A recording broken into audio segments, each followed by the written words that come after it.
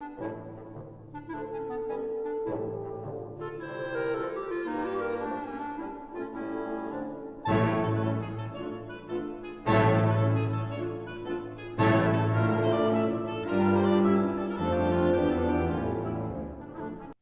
morning. It's Tuesday, December 22nd.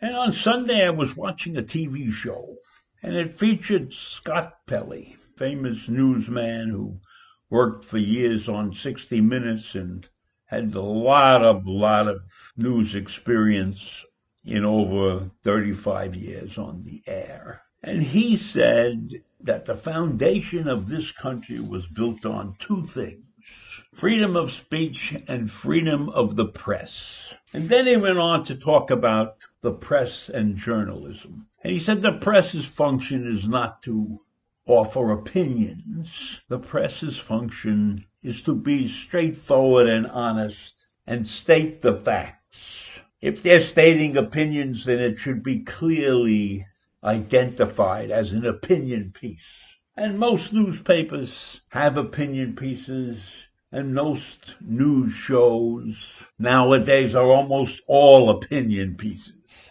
Honest journalism has kind of disappeared in the last couple of years, maybe in the last 20 or 30 years. It may have taken a long time for it to disappear. But now we have stations that are extremely liberal and others that are extremely right, ultra right, and they present the news in a way that meets their criteria for honesty. And facts become muddled. And I notice another thing when watching lots and lots of shows.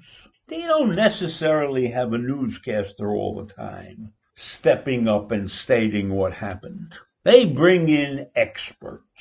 And usually they will have one expert who differs from the rest of them. Meaning that if it's a liberal station, show they've got a bunch of liberal experts, and then they have one regular participant who leans in the other direction, and he offers his opinions. And the right-wing stations do the same thing. They have a bunch of right-wing so-called journalists, and then they have a few people who are moderate. They don't lean left, they're moderate. They're in the center somewhere. And so we are in a terrible place because it's hard for the average person to sort this all out. And I found that most people cling to the station that supports their views. And I watch the emails that I get that come to me by the people I send my rants to. And my base,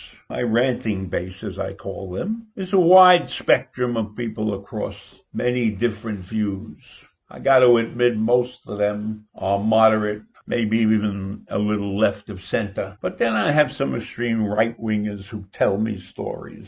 And the stories they tell me are the lies that the president has perpetrated.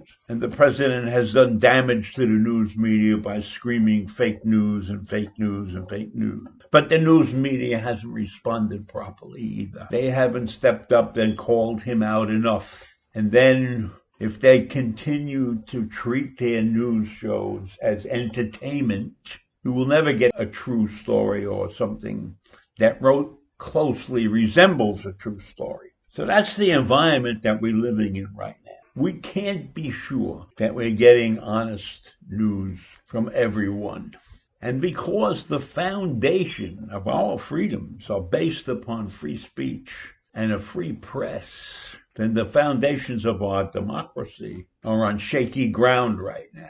And as you can see in the results of the election and the constant hammering of our president about the rigged election and the Dominion computer systems being a villain. The system is a villain. It changed ballots. It changed the vote. It lost all the Republican votes.